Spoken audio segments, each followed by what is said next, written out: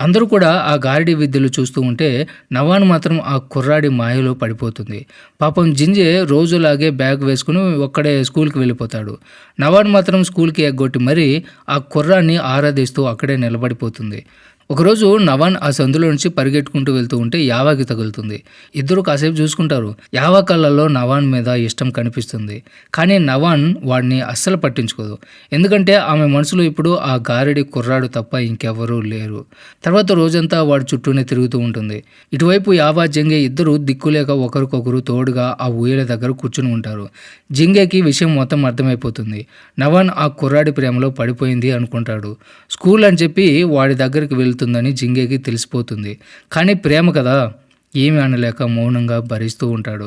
తర్వాత నవాన్కి ఆ గారడీ వాళ్ళంటే ఎంత పిచ్చంటే ఆ కుర్రాడి మేకప్ వేసుకుంటూ ఉంటే అలా చూస్తూ ఉండిపోతుంది.